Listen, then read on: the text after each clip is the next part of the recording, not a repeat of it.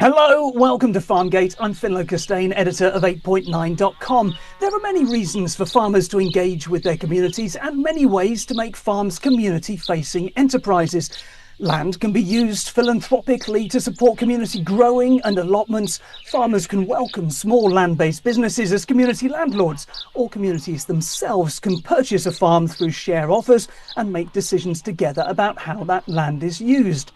Today, I'm joined by two people who've embraced the idea of community farming, but in very different ways. Charlotte Hollins is the tenant farmer at Fordhall Community Land Initiative, and JON THORNES is the owner of South Ormsby Estate. Welcome both. Charlotte, you weren't always the tenant farmer at Fordhall, were you? Tell us what happened. No, quite right. It was actually my dad that was the tenant farmer beforehand. And actually, as a family, we've been tenant farmers at Fordhall for generations. But in the early 1990s, our landlord saw the potential to sell Fordhall Farm for industrial development. And at that time, he then put pressure on the family to evict us so he could free that land up to sell for development. And throughout the 1990s, we were fighting eviction notice after eviction notice. I was quite young at the time. Me and my brother were both still at school. And we were my father's second marriage. So he was quite a bit older when we were born. So he was 67 when I was born, 69 when my brother was born. So that's what his organic living did for him, you see. But it also meant that when we were growing up through the farm, there was a generation gap at the same time that we were facing all these eviction notices, which meant less labour was available on the farm. Dad was getting elderly. And finally in 2003, the family were due to be evicted. And I just finished graduating from university at the time. My brother had just finished college. We came back to the farm to spend our last 12 months here as a family through that final eviction notice. And it was in those final 12 months that me and my brother said, actually, we don't want to leave. We want to stay here. Is there anything we can do? And we reached out to our local community and did what many farmers don't often do and asked for help. Amazingly, people stepped up and came forward, and we created a core group of people that were really keen in keeping the farm here for the future. They wanted to be part of it. They wanted it to stay, the land to stay organic. They want their children to be able to visit it. And all of that community consultation and engagement eventually resulted in a community campaign to raise £800,000 to purchase the farm, and the community were given 6 months to do that. Back in 2006. And you say that you sort of went out to the community and asked for help, which, even as you indicate, is fairly unusual in the first place. But where did the idea of community ownership come from? Was that what you had in mind when you went to the community, or did that come from somebody in the community? Yeah, it was absolutely not anything we had in mind. We hadn't come across it before. We were just here as farmers, wanting to keep the land organic. My brother was desperate to stay farming on the land, and I was very keen personally to reconnect people back to food and farming, and to reconnect back with our local community.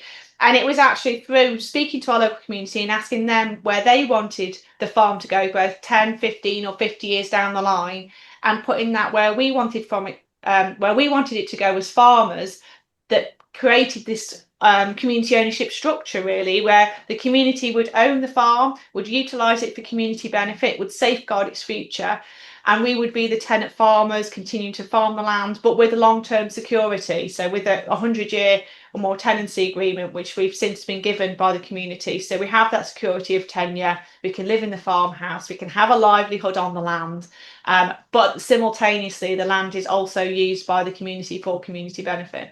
So I've been aware of community ownership of solar farms, for example. A wildlife trust might well decide that it's going to, put a few acres into a solar farm, and it has a community share offer.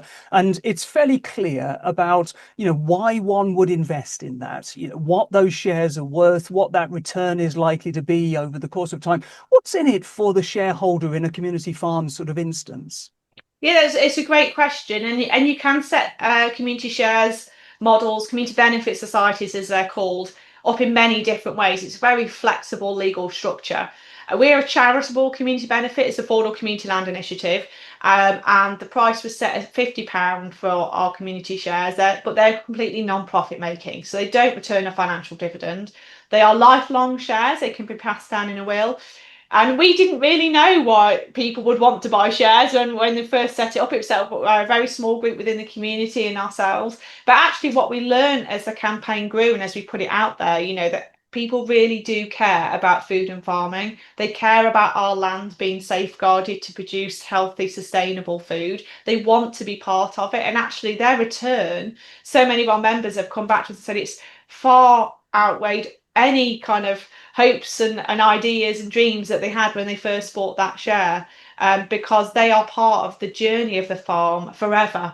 And they're part of it getting back on its feet. They're part of all of the community engagement and community work that we do on site. They can see the livestock are happy. So it really is that altruistic investment in a better future and in allowing people to kind of be part of the future of our food system, the future of how our landscape is managed, and providing livelihoods for farmers on the land. And so we have now over 8,000 people right across the world, in fact, that are our community landlords, as it were. So we changed one landlord that didn't want us to be here, for over 8,000 landlords that do want us to be here. And certainly from a farmer's perspective, that's incredibly powerful. And suddenly the isolation, the horrible isolation that really exists within the industry, where you just think people want cheap food and you're trying to live up to these supermarket contracts, it all disappears.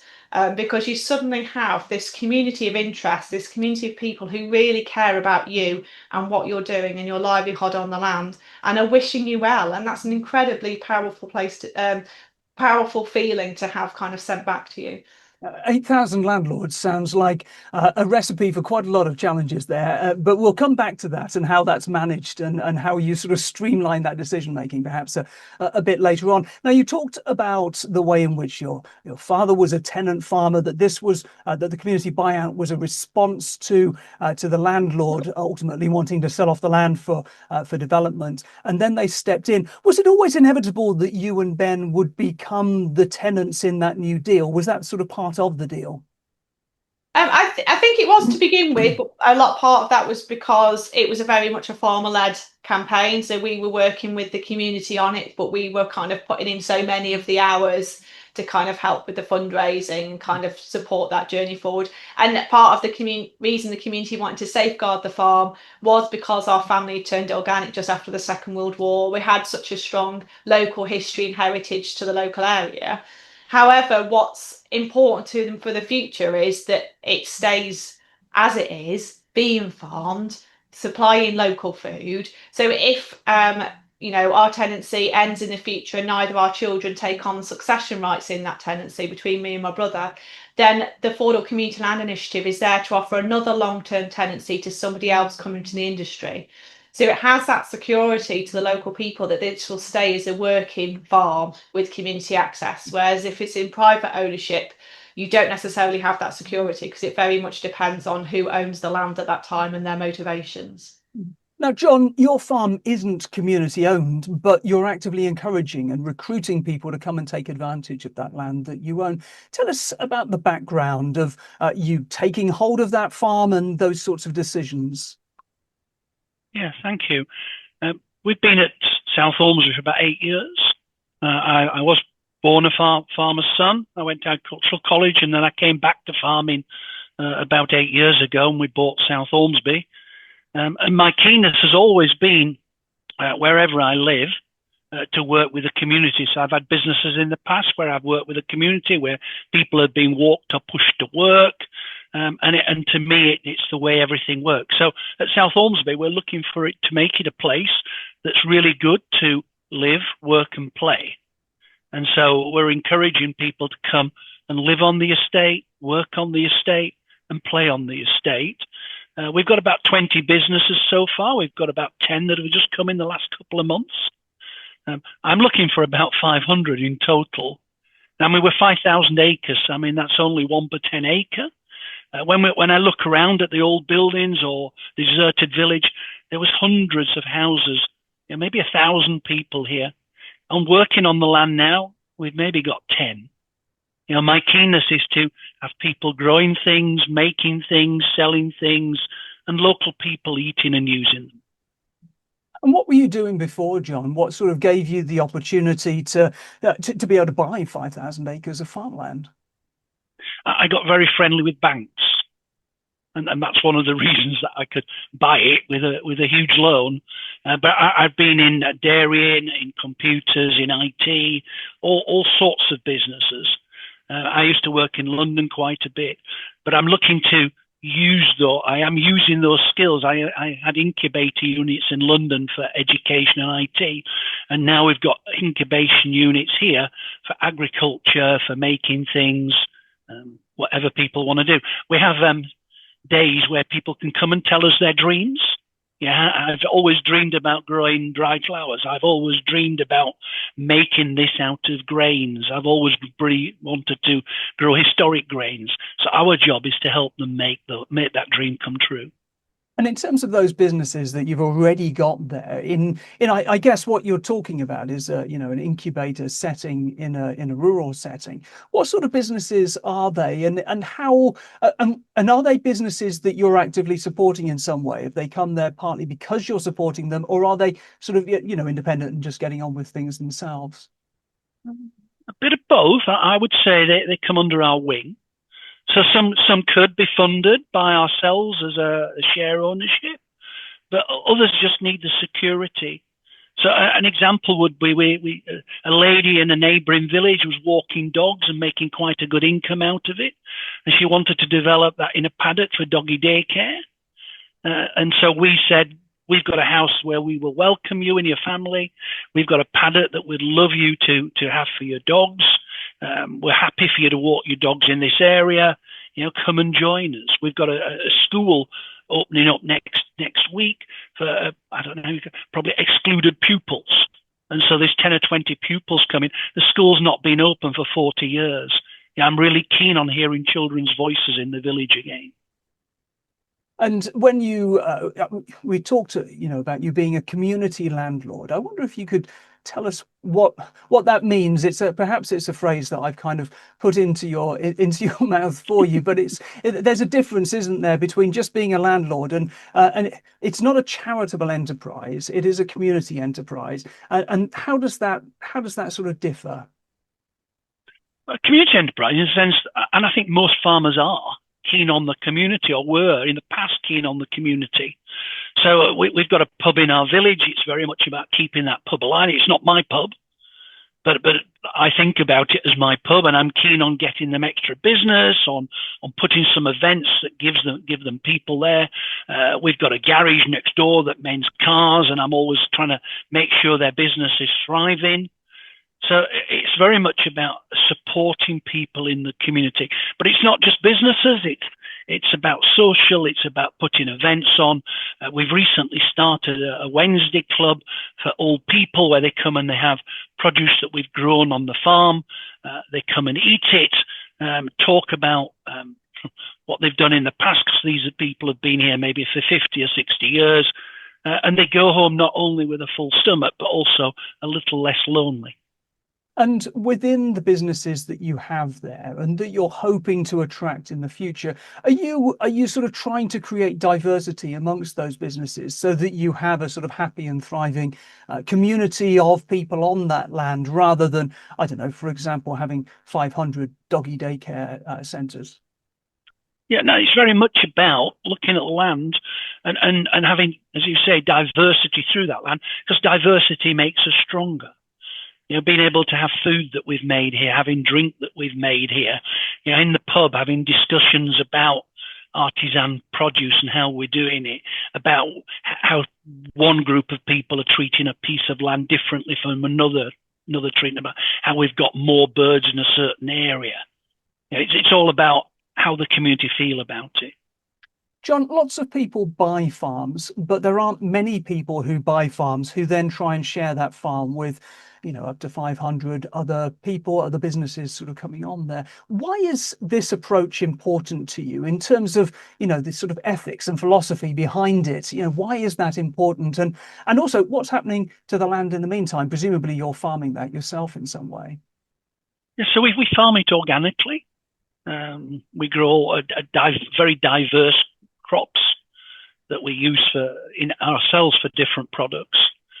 But I'm keen on, so it's for profit. I mean, my keenness is profit, is attracting 500 people that can have profitable businesses. I mean, we turn quite a few businesses away because they're in themselves not profitable. And you don't want someone working, 100 hours a week, and in 6 months' time, they're no longer there. So a lot of my time is spent understanding their businesses, understanding how they're going to treat the land. I mean, we've got, for example, 12 farmyards that are falling down, that the tiles are off the roof, that need urgent repair. And so we're putting a process in where we're getting a business in, we're repairing that building, we're repairing another building. On the land, I'm walking it daily, looking at what our new tenants are doing. I mean, people can do anything. I'm interested in that idea that, you're sort of looking and you're supporting those businesses, from genesis to fruition. Just give me a sense of what proportion of businesses you might say no to because they simply don't have a viable business plan versus those that get through and you say, yeah, well, this makes sense. Let's have a go at that. Oh, we have a big day. So we broadcast to the world about opportunities here. And then we may have a day where we get 150, 200 people come to tell us about just a few sentences about what they're wanting. And we show them existing people that have come. And a lot then self-determined. They go, it's not for me. Yeah. First of all, they go, we're not going to come and live with you, John. And I go, well, that's a big cross. You're not going to come and live on Southall's, a big cross.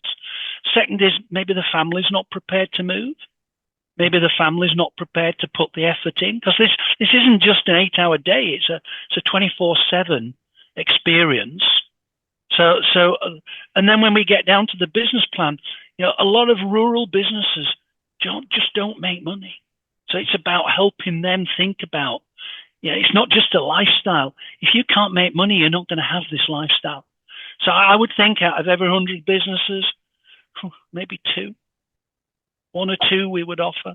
Yeah, that's really interesting. That's quite a drop-off rate, isn't it? And I just wonder, just before I go back to Charlotte, you talked about having these days when businesses come and pitch effectively in a sort of Dragon's Den type model, I suppose, a sort of pitch-up model. When's the next day that you have in mind? Do you have a date that people can come to? It's a bit strange. You said only 2 out of hundreds, but everybody has a dream.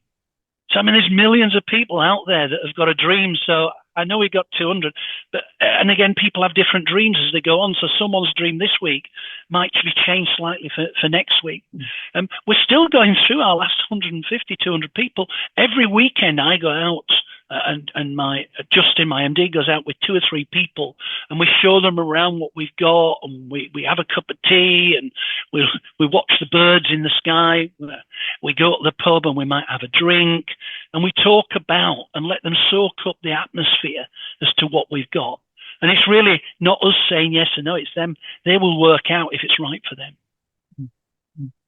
And Charlotte, coming back to Fordhall, I'm interested in what you produce and how those decisions are made. So, first of all, what do you produce? How big is Fordhall?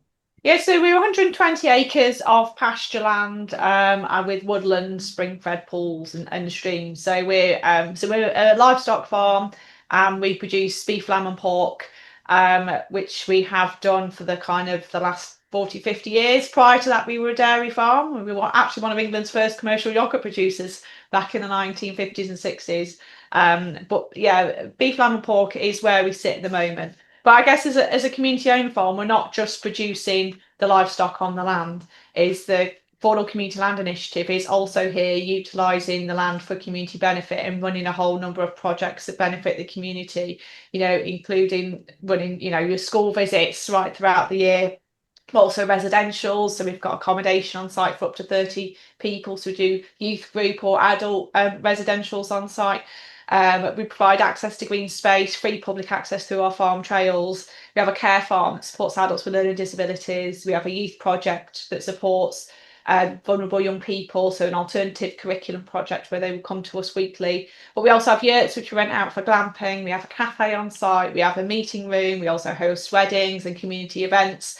So really, as John said, diversity is the key to it. It's diversity in our plant life, in our soils. We have a 100% pasture fed, pasture for life, as well as organic. So our cattle and sheep are grazing our pastures with over 70 different plants and herbs within them.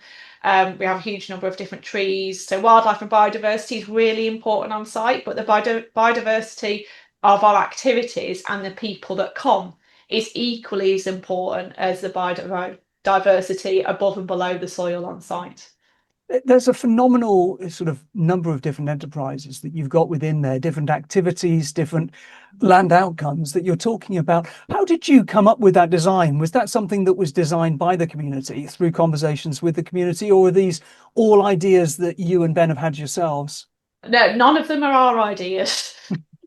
Almost none of them, because even the foggage farming system that we run with the livestock was something created by our late father, Arthur Hollins, which we've inherited and we continue to learn about and nurture. And we are enhancing that farming system, hopefully, the more that we know, and we're kind of introducing more trees back into the livestock diet, for example, through silver pasture. But with regards to the community activities, it's all driven by the community. It's driven by the demand and the ideas and the inspiration that comes from them. Our care farm was started by one of our volunteers that had been doing some community health work and wanted to start a community growing project on site. So she managed to find a little bit of grant funding to start this community growing project, where she worked with both adults with learning disabilities, schools and the unemployed. And then at the end of that funding, actually decided that there was a self-sustaining project working with adults with learning disabilities, and there was a huge demand in the area, and it's evolved since there. And actually almost all of our projects have started in very similar ways, where people have come to us and gone, I've got an idea, can we try it out? And we're, one of our values on Fordhall is around sowing the seed. It's around not being afraid to have a go. It's okay if we fail, as long as we learn from it. And actually what's key to what we're doing is trying new things, seeing what works and running with where the demand is in our local community, because actually this is what the farm is here for. It's here to nurture our environment and the people around, which kind of nourishing the land, and the land's nourishing them in return, I guess. I was going to ask you how reliant the farm is on volunteers, but there was something about the way that you phrased those last few sentences that makes me wonder, when you've got the volunteers, sort of working on the farm, how reliant the volunteers are on the farm itself for their own well-being and Absolutely. I mean, it can be a lifeline for so many.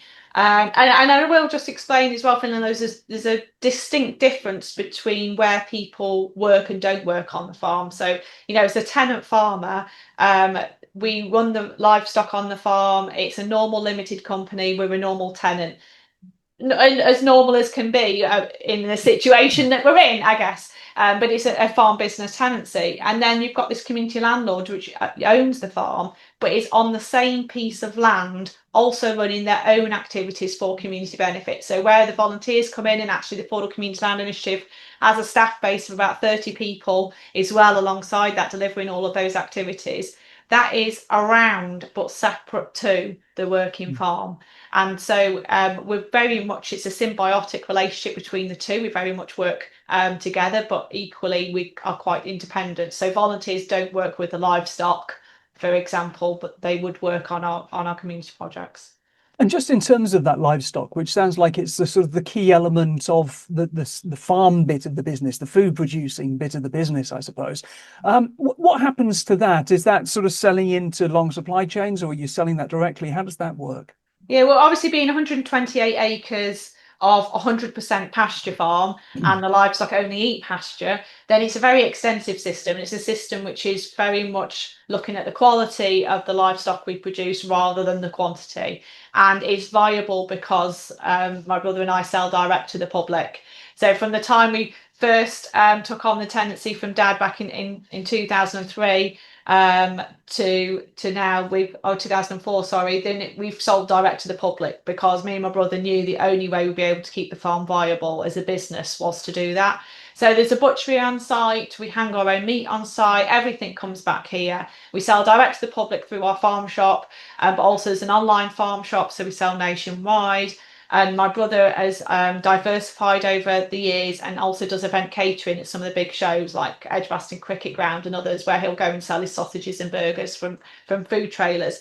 And that also means that nothing gets wasted, because anything that's selling a bit slower through the farm shop can go then onto the catering trailers.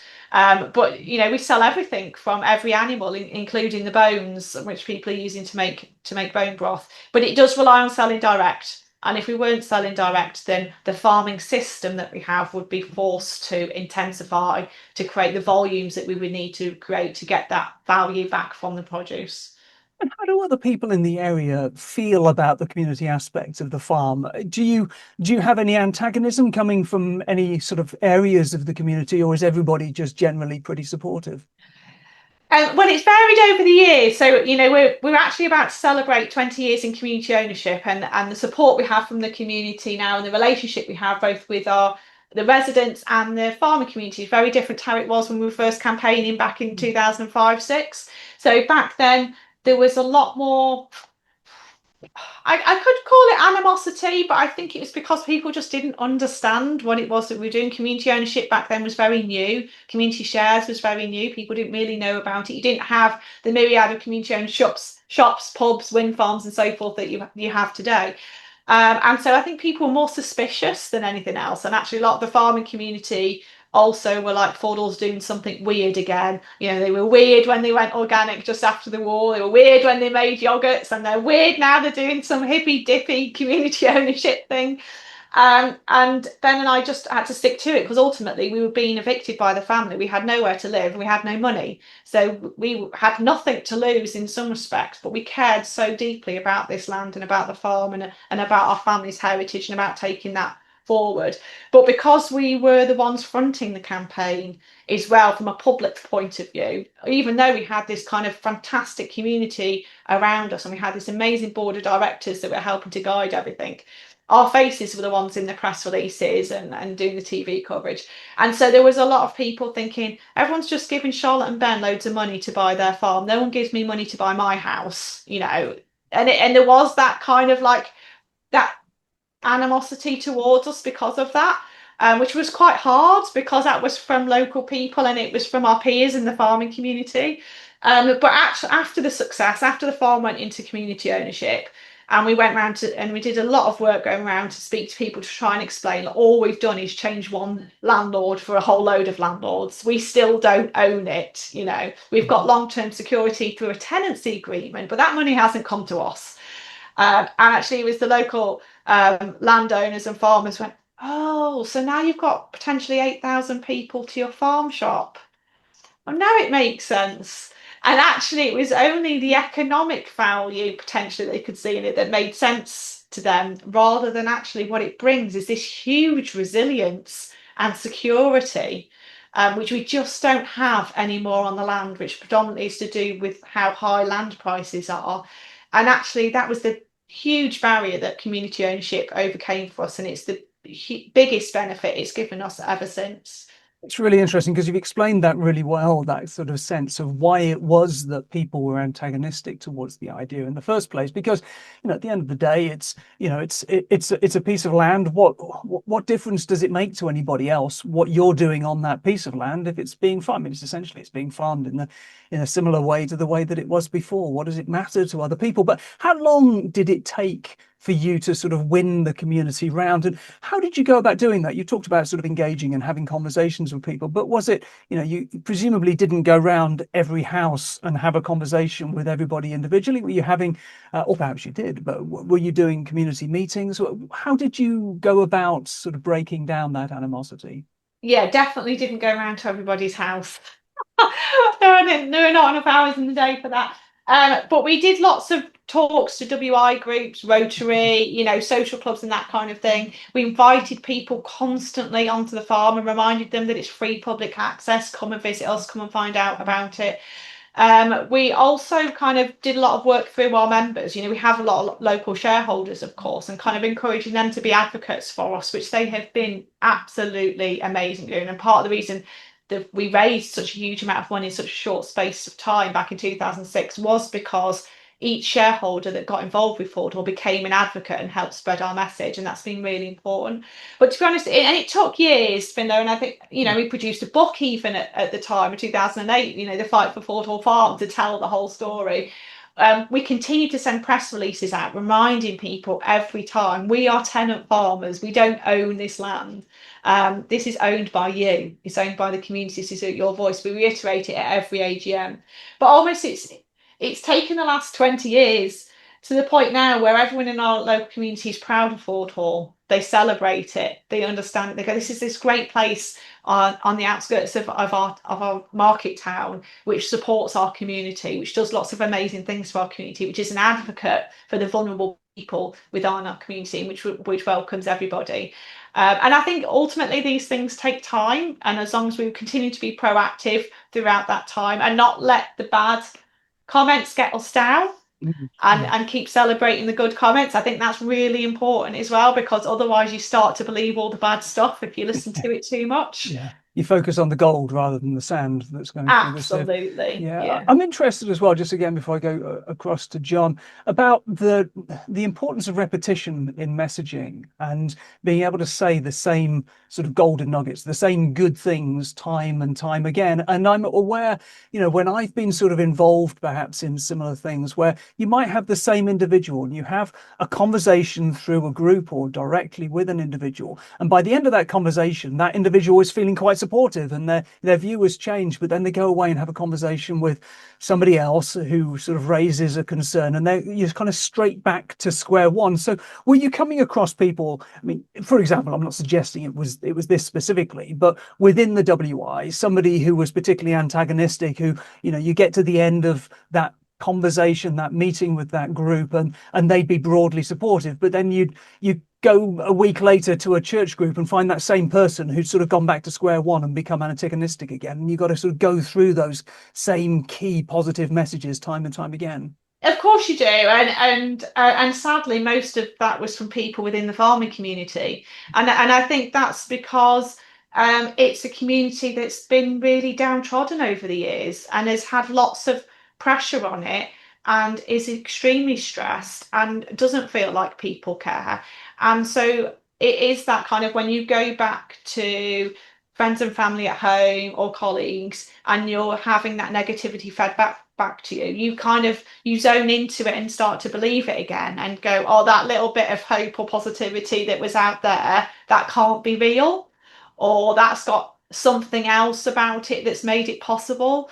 And you just have to repeat it. And, kind of one of our taglines is one farmer, 8,000 landlords, with the view of kind of continually repeating that message, is that we're just a tenant farmer and we don't own this land. And actually, who does have the right to own land is another one of those philosophical questions, isn't it? And I think the step into community ownership is that step towards collective responsibility, collective ownership, and that nurturing approach to our landscape and the people on it. And I want to talk about food security and how we deal with ecological crisis a bit later. So perhaps we can come back to that idea of that sort of philosophical question around land and land ownership and, who has the rights in that way. But John, your relationship with other farmers and some other local residents is a bit more strained, isn't it? If you're kind of at the earlier stage of that journey from Charlotte, just tell us about that. I don't think it's as strained as it used to be, the relationship. When we first came, a lot of people were saying, the people before us have been here 300 or 400 years. So that, how long are you going to be here? Are you going to be doing? And I had some big plans, not building skyscrapers or whatever. And they were very skeptical. Will it occur? Will it not occur? There must be some reason behind this.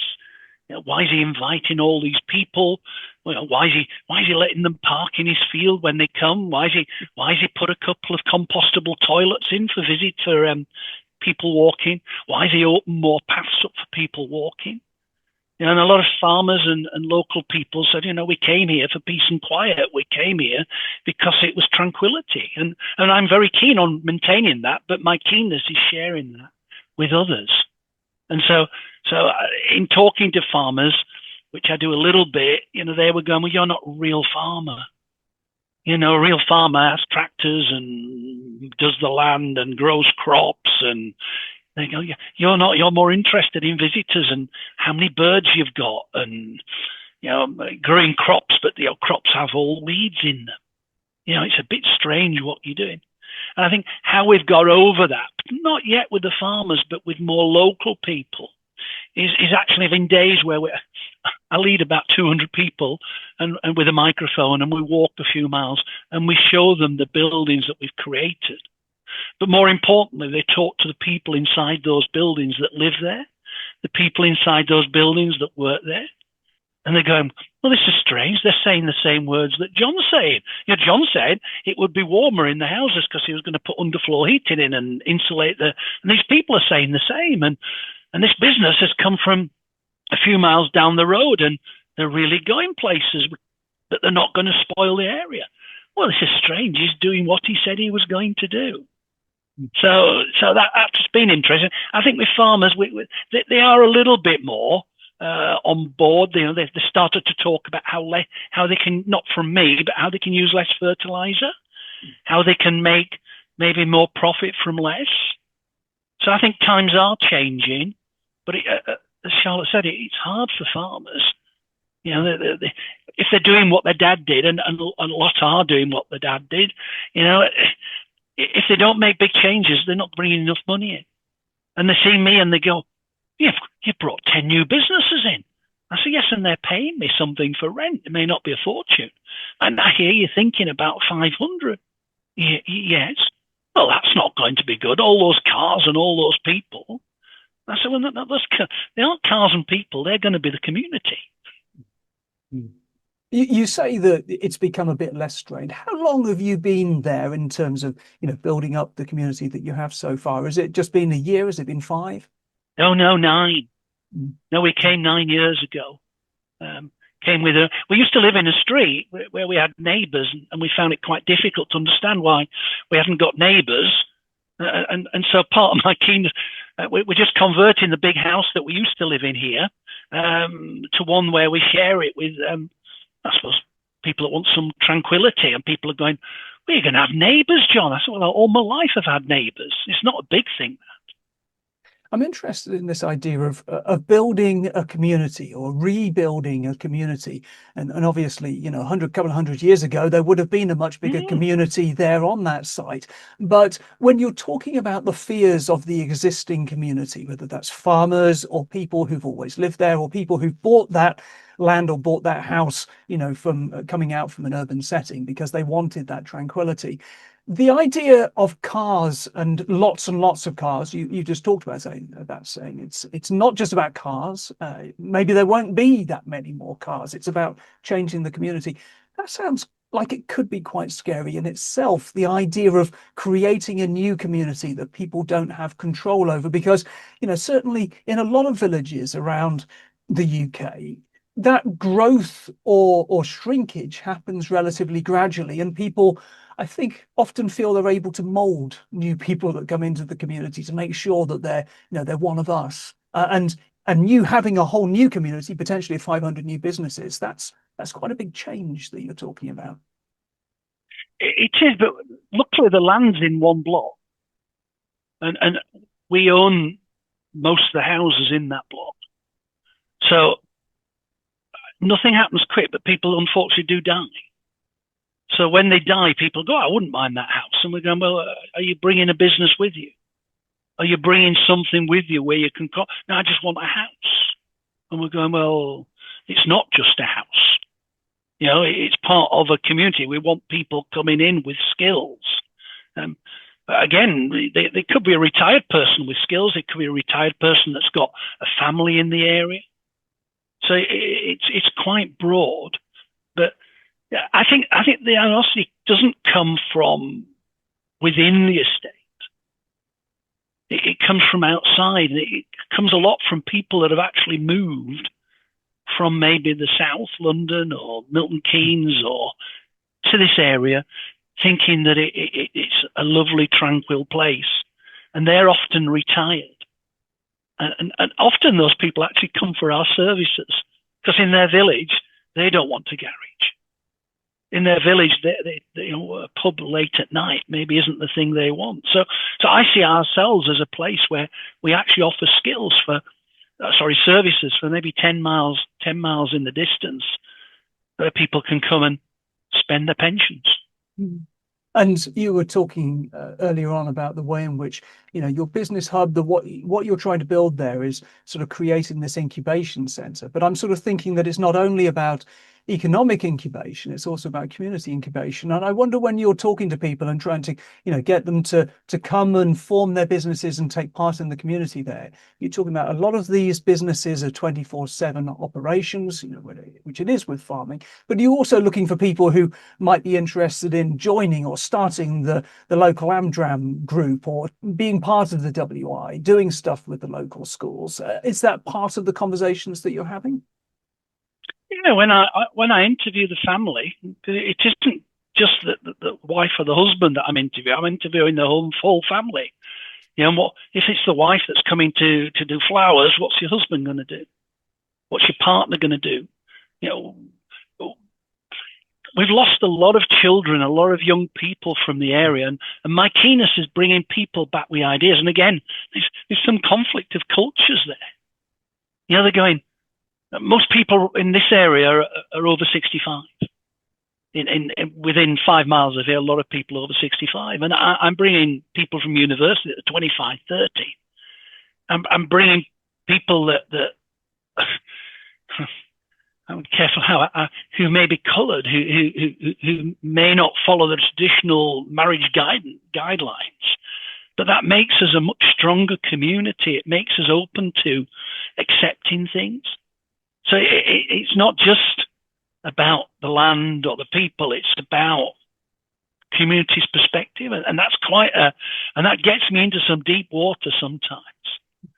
So it sounds like you're really trying to recreate diversity, community diversity, social diversity, and economic diversity on that land in perhaps the way that it would have been, as I say, in the past. Do you think that there has been, if you went back 9 years, John, and thought about what you were doing and where you are now, and some of those relationships, good and bad, that have built up with the local community areas, if you were thinking forward and doing so really to advise other people who might be thinking the same thing, do you think you'd have gone about things in a slightly different way?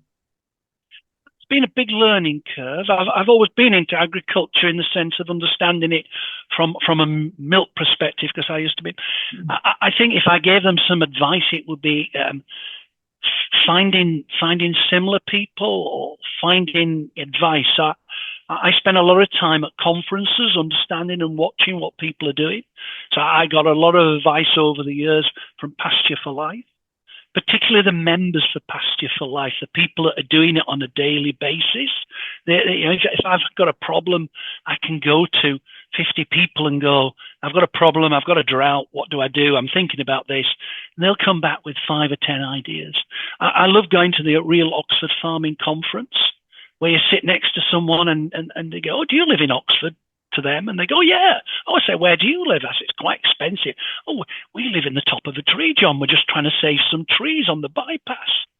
So it's about meeting people that have got a different point of view to you, and again, I go to all sorts of places. I take my tent, and often it's in the bar in the night time when you're stood on your own, and you talk to someone next to you.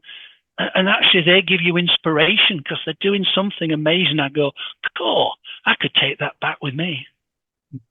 And in terms of sort of how you cope with that range of voices around you, with some of the negativity, how do you cope with, when you're trying something new and you're trying to bring in those new businesses, and there is potentially that negativity from other farmers and other people in the community, perhaps those retired folk who just don't want more noise and more cars necessarily. How do you deal with that? Have you been dealing with those conversations directly, talking to people about it, or have you just kind of shrugged your shoulders and said, I'm going to ignore the negativity and just get on with what I want to do? I think there's some things I do that, however good you were with words, you probably wouldn't get it through. I love people. I love to work with people that have got something different about them.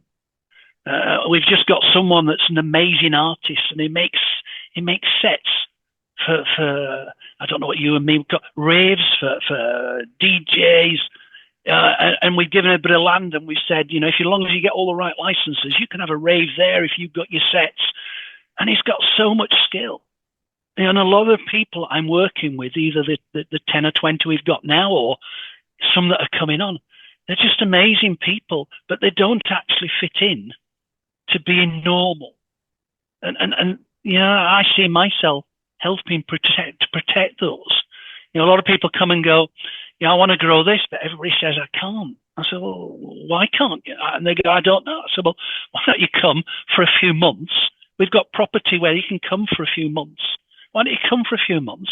And why don't you set your business up? We'll show you some land, and you know, maybe you can stay 6 months or a year and see if it works. And if it doesn't, go back to what you're doing. But it's about giving people opportunities and chances. And in agriculture, I don't think we give people, particularly people outside, enough chances. Charlotte, what do you think the benefits of community ownership are, both to the farmer and to the community itself? Well, I think John's articulated the biggest benefit out of those. Like, whoever owns the land, like, partnership is key to getting kind of the most out of it and making the most of those advantages. And certainly with Fordhall set up with the land being community owned for perpetuity by, you know, a wide membership of about 8,000 people who positively encourage and want us to be here. As I mentioned earlier, it's that kind of that positive reinforcement that's incredibly powerful. But in a real practical terms, you know, Ben and I have got a 100-year farm business tenancy, FBT. We've got security as long as we pay the rent, as long as we manage the land organically, and so forth. We have the autonomy to run the business within that as a normal limited company.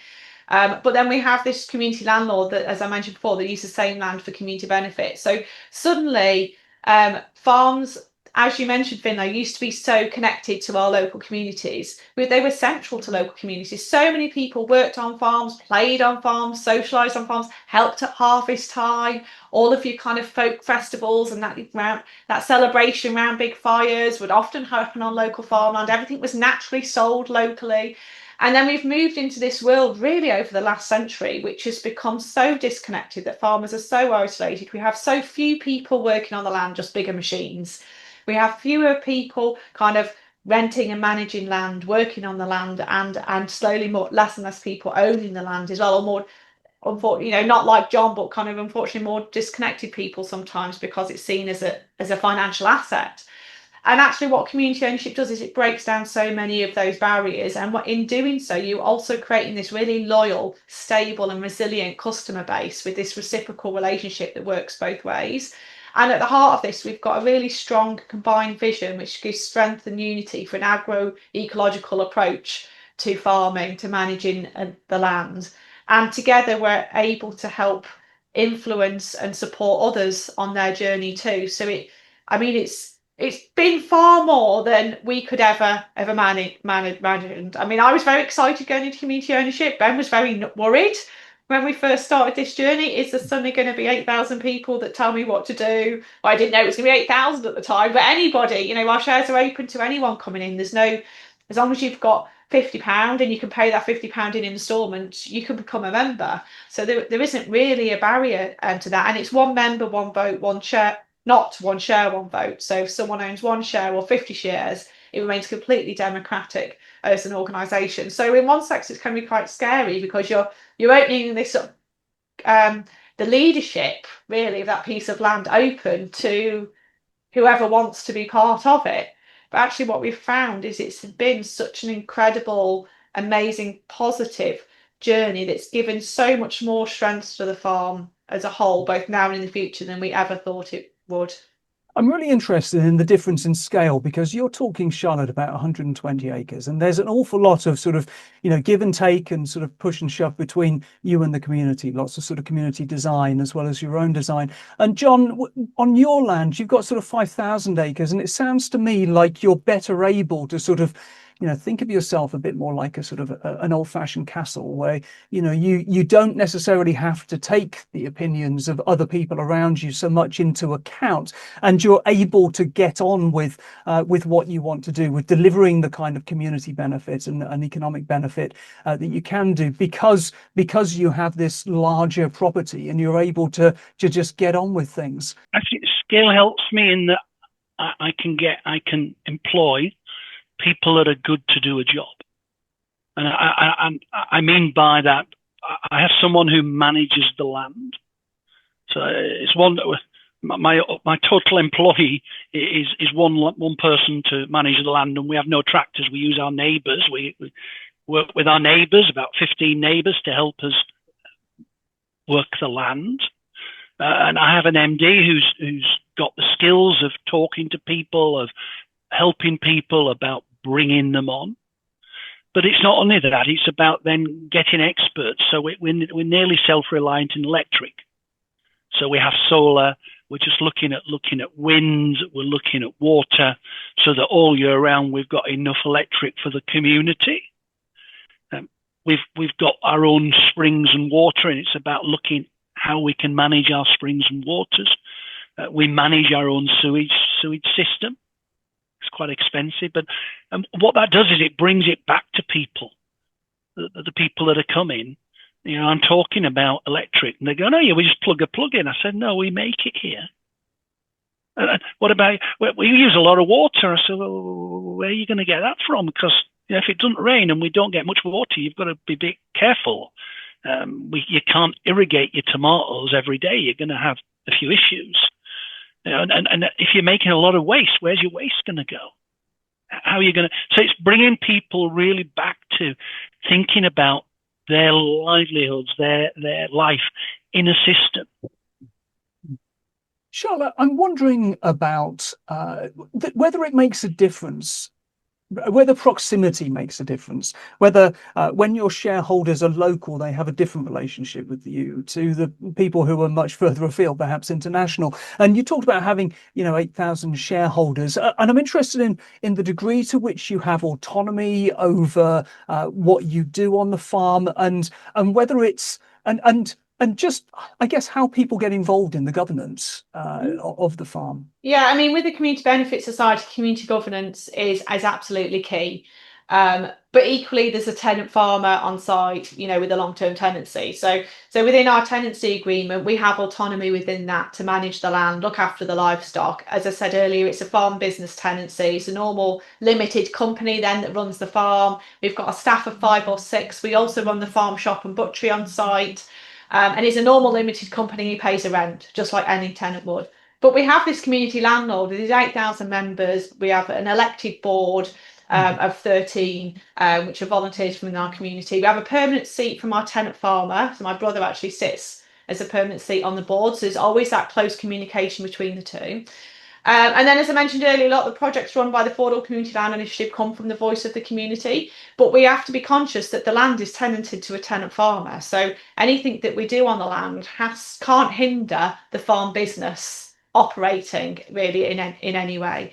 But community consultation and community voice is a real key part of that. So we will be regularly going back to our members and asking them to set the strategic direction for the Fordhall Community Land Initiative as it moves forward. And that's for the Fordhall Community Land Initiative, not for the tenant farmer. So it is, I'm just kind of reiterating that difference between the two. So we did a community consultation a few years ago, which was around kind of the climate emergency and where would they like us to focus our activities on site. So if we're doing some ecological work on site around any of the ponds or woodlands, it's obviously going to support the tenant farmer as well, but where do our members want us to focus our work? Because ultimately the work that we do is not just supporting our tenant farmer now, it's going to support the next tenant farmer and the next tenant farmer. But what we also do is we ask our tenant farmer for a contribution. So I'm kind of sitting with two hats here as I'm talking to you.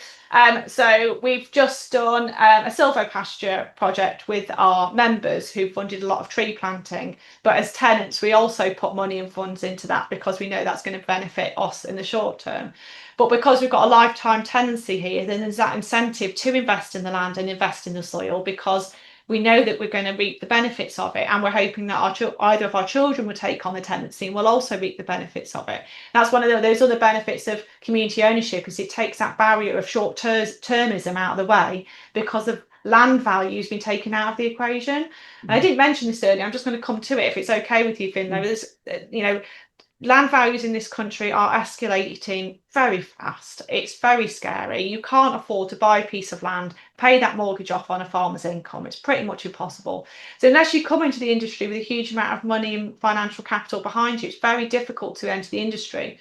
And because so much land is a safe asset to invest in. It's accumulating in value. You are getting a lot of investors, sometimes international investors, sometimes pension funds, sometimes private investors buying land for an investment, not buying land in the same, as John has done to kind of benefit the wider community, which is amazing.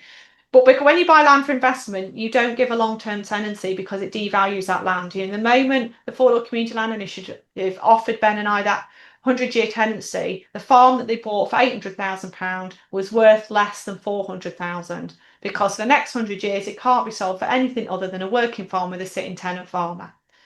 But it doesn't matter because it's in community ownership for perpetuity. So that value is just an accounting value that appears on paper in our accounts. But as a private investor, you can understand why you don't want to give a long-term tenancy and why the average tenancy in England now is something between 6 and 8 years, which is absolutely nothing to do. You can destroy land in that time, but you can't really do a great deal to improve it because the soil takes a long time to develop the biological base which it needs to sequester that carbon into the soil, to hold it into the soil, to give you the nutrients that you need back. You need that long-term security to invest back within it. So anyway, I'm digressing, but we have our AGM every year.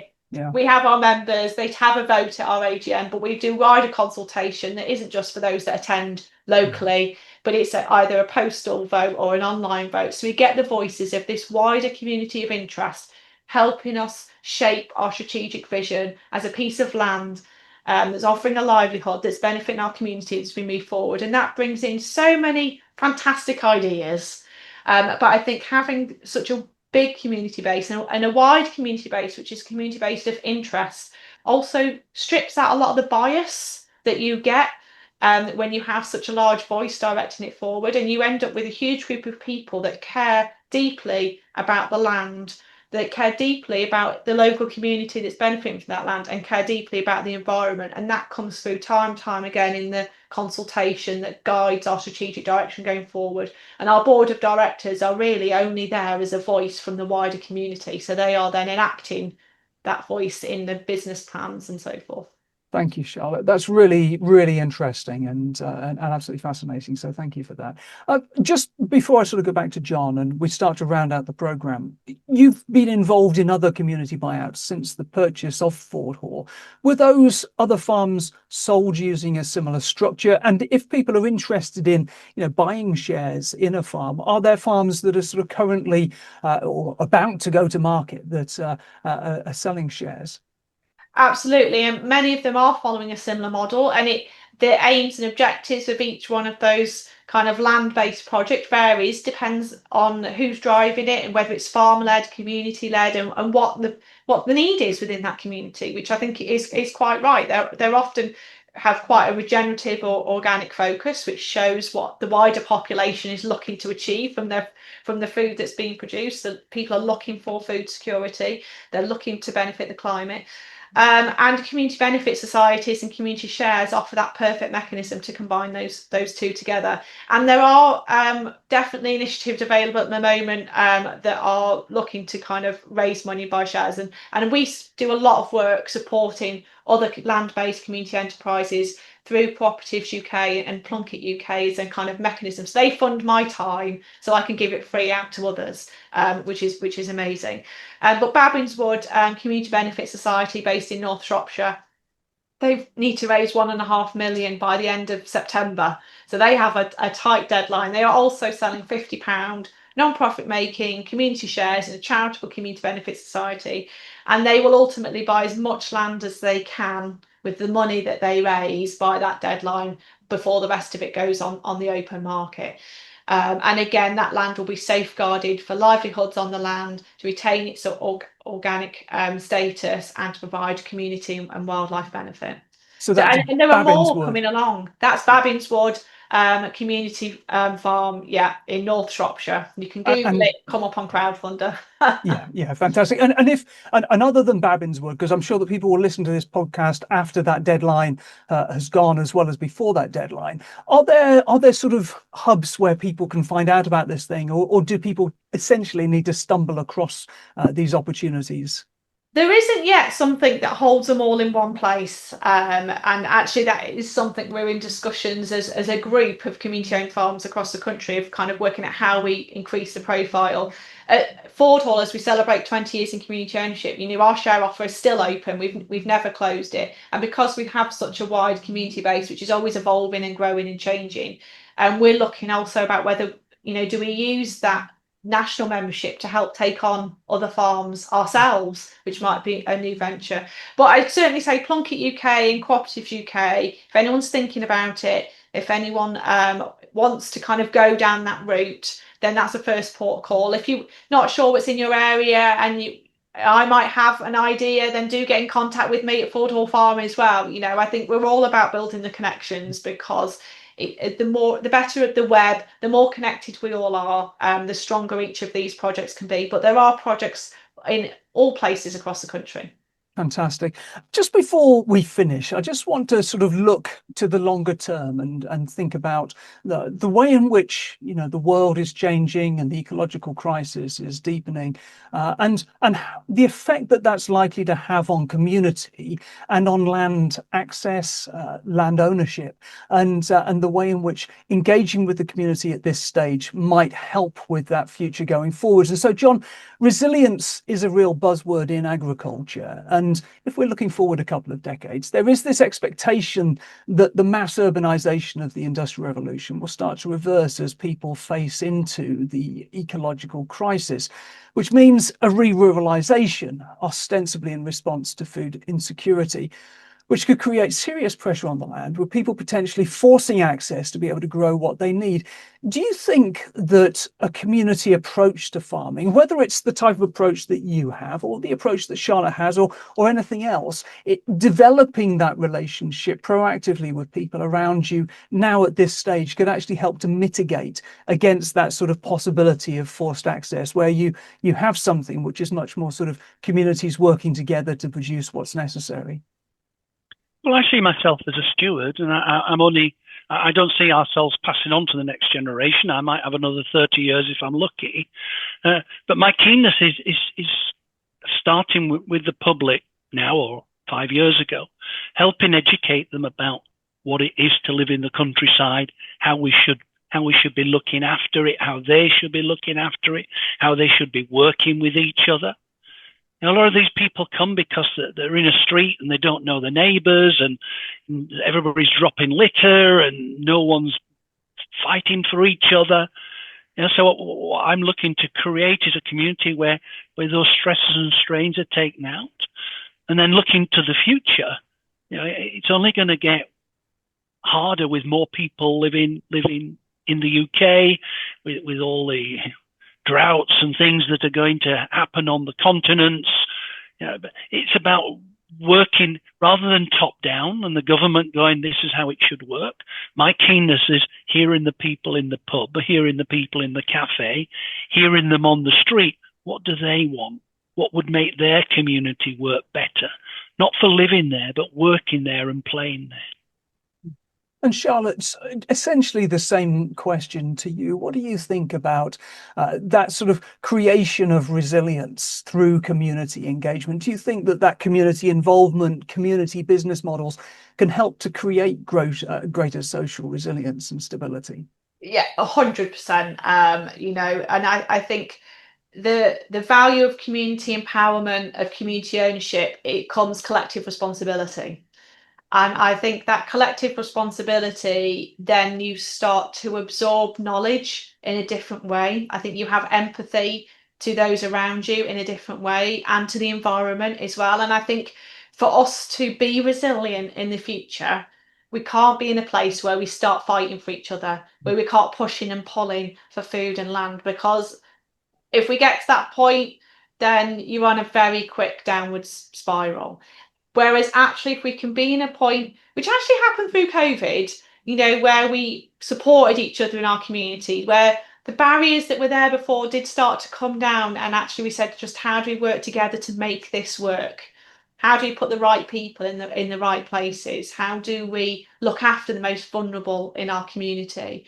And I think in community empowerment and voice and collective action, in any way, shape or form done now is going to stand us in good stead as the world gets more tricky. And that's the reason why we're using the knowledge that we've gained, the influence that we have at Fordhall to try and shape policy through the We're Right Here campaign that I'm working on, and the community right to buy, the community right to shape public services, the community right to control investment, are all asks that we're making of central government at the moment. And the community right to buy is already one of those asks which is coming through, because we do need that power shifting down to ground roots level to empower us to work more collectively as a community, and really to develop the tools now when the pressure isn't on, of how we do that, how we listen to each other empathically, how do we take the power dynamics out of those conversations and reach democratic conclusions together that are in the best interests of our community.